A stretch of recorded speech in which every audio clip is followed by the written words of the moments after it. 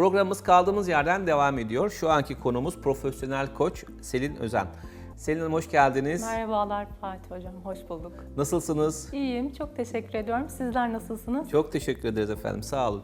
Motivasyon koçluğu nedir? Biraz bahseder misiniz? Tabii ki aslında ben profesyonel koçluk yapıyorum ama genel anlamda motivasyon koçluğu üzerinde çalışıyorum. Kişilerin motivasyonunu arttırmak yoluyla, yani iç güçlerini kuvvetlendirmek için belirli çalışmalar yapıyoruz. Motivasyon koçluğunda daha çok kişinin hayata olan bakış açısında aşağı çekildiği durumlar oluyor. Ya da yaşadığı deneyimlerden dolayı motivasyonunda düşme yaşıyor olabiliyor. Bunun artırılması ve bu konuda belirli çalışmalar yapmak amaçlı bir koçluk diyebiliriz motivasyon koçluğuna. Peki danışanlarınıza motivasyon başlığı altında hangi konularda kazanımlar sağlıyorsunuz? Bu her konuda olabiliyor Fatih Hocam. Çünkü aslında danışanın hangi konuyla ilgili geldiğiyle bağlantılı diyebilirim. Genelde ama özgüven konusu ağırlıklı ve hayatın hangi alanında motivasyona ihtiyaçları varsa onun üzerine çalışıyoruz. O konuda motivasyonlarını yükseltmek adına belirli bir harita çiziyoruz ve o yolda beraberce ilerliyoruz. Peki danışanlar en çok neden yakınarak sizden yardım istiyorlar, size başvuruyorlar? Genelde şöyle oluyor, içimden hiçbir şey yapmak gelmiyor.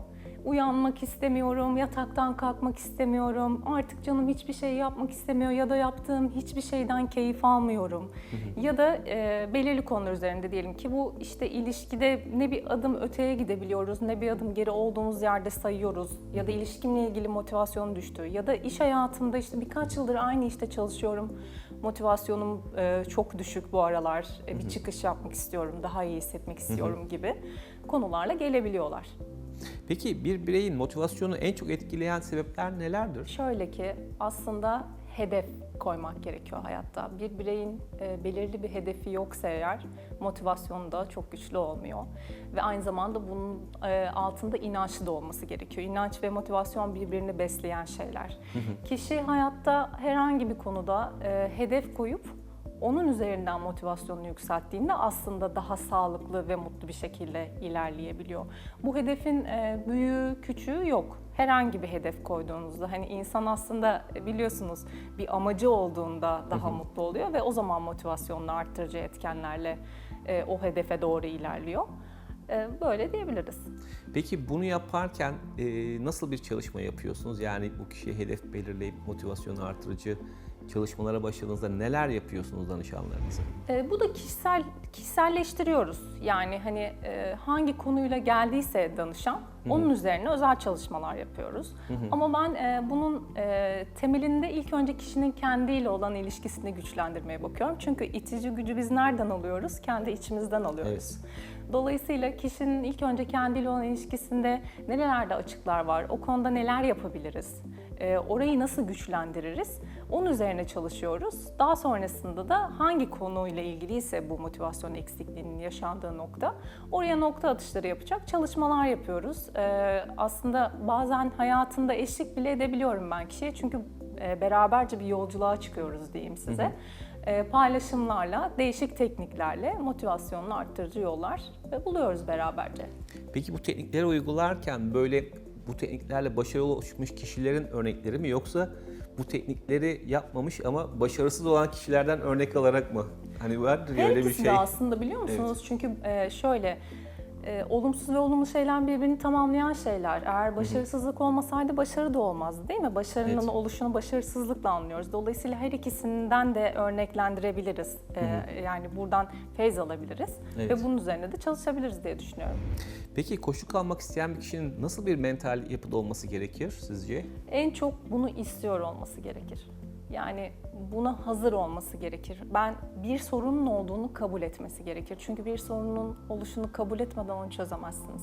Kişi hayatında sorun olduğunun farkına varıp bunu kabul edip artık yardım almaya istekli olmalı ki biz ilerlediğimiz yolda pozitif sonuçlara ulaşabilelim. Dolayısıyla mental olarak ben buna hazırım, bunu istiyorum deyip iletişime geçmeli diye düşünüyorum. Peki böyle bir iletişime geçmek isteyen kişi ne kadar süre sizinle birlikte bir çalışma yapıyor? Ne kadar süre içerisinde sonuç alabiliyorsunuz? Süre de kişiye göre değişiyor Fatih Hocam. Çünkü ne kadar hazırsa, ne kadar istekliyse ve çalışma sırasında kendisine karşı ne kadar dürüstse, ne kadar hevesliyse, bunu yapmak isteği ne kadar fazlaysa aslında o kadar kısa sürede sonuç alıyoruz. Ben hani şunu diyemem, bir kişiyle örnek veriyorum 5 seans çalıştığında bunu halledebiliriz ya da 10 seans çalıştığında bunu halledebiliriz diyemem. Tabii ki ama en azından en az bir 5 kere görüşmemiz gerekir tabii ki. Çünkü zaten ilk ön görüşmede sorunun ne olduğunu, ne için geldiğini danışanın keşfediyoruz ve sonrasında bir harita belirliyoruz.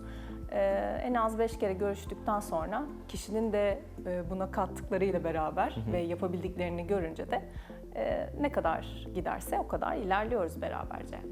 Biraz da bu çalışmalarınızdaki örneklerden bahseder misiniz? Şimdi biz bu motivasyon konusunu ta çocukkenden işte Kemal Sunal'ın filmleriyle, değil mi? Pek çok filmlerde konu olmuş bir konu aslında. Evet. Nedir? İşte iletişim, mesela ikili ilişkilerle ilgili sıkıntıları vardır.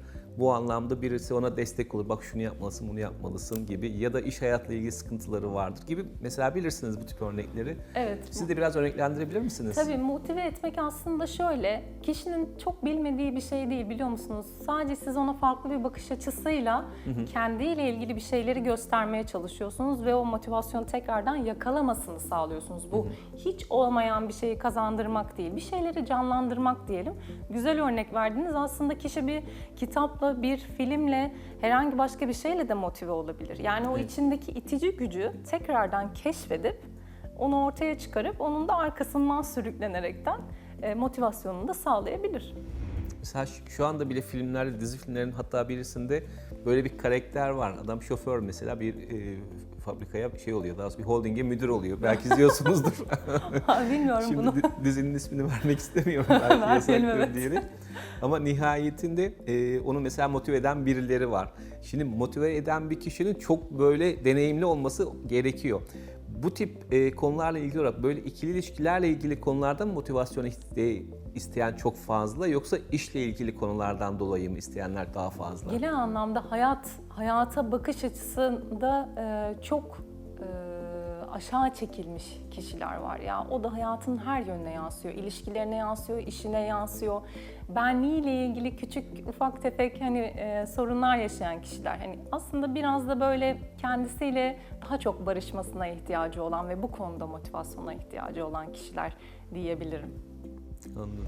Peki Selin Hanım, kişi gerçekten motive edilerek istediği noktaya ulaşabilir mi? Ya da başarısız olma ihtimali de var mı? Başarısız olma ihtimali her zaman var, ancak şöyle, bu başarıyı nasıl anlamlandırdığınıza bağlı. Herkesin başarıyı nasıl anlamlandırdığı değişkenlik gösterebiliyor çünkü zaman zaman. Ve sadece motivasyonla tabii ki olmaz, buna inanmak gerekir. Kişi koyduğu hedefe layık olduğunu, onu hak ettiğini ve oraya doğru gidebileceğine gerçekten inandığı zaman üzerine de motivasyonu koyunca çok daha kolay ulaşabilir diye düşünüyorum. Şimdi biz koç deyince aklımıza hep bir zamanlar böyle basketbol koçu olan bir karakter vardı. Evet. Yine filmlerden yola çıkarak söylüyorum. Yine biliyorsunuz bizim imparatorumuz var, Fatih Terim. O da mesela müthiş bir motive edici bir koç, yani Evet. bir anlamda bir spor antrenörü biliyorsunuz. Ve bu kişiler hakikaten inandırabiliyorlar ve uygulatabiliyorlar ve bu şekilde başarıya ulaşabiliyorlar. Bunu siz nasıl karşılıyorsunuz? Çok doğru aslında. Neden biliyor musunuz? Kişi kendi başardığı zaman, kendi bu yoldan geçtiği zaman karşısındakini daha da kolay inandırıyor. Eğer bunu deneyimlediyse oradaki gücünü başkalarına yansıtması çok daha kolay oluyor. Fatih Hoca'dan örnek verdiniz. Kendisi hemşerim, çok güzel oldu bu arada. O yüzden karşı tarafa o motivasyonu ve inancı sağlayabilmek için kişinin de içsel olarak aslında o noktada olması çok önemli.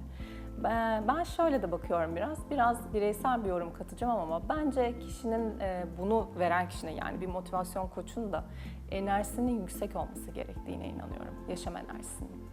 Çok teşekkür ederim vermiş Ben olduğunuz çok güzel teşekkür bilgiler ederim. için. Bugünkü program konuğumuz profesyonel koç Selin Özen idi. Kendisine vermiş olduğu güzel bilgiler için tekrar teşekkür ediyoruz. Programımız kaldığımız yerden tüm hızıyla devam ediyor.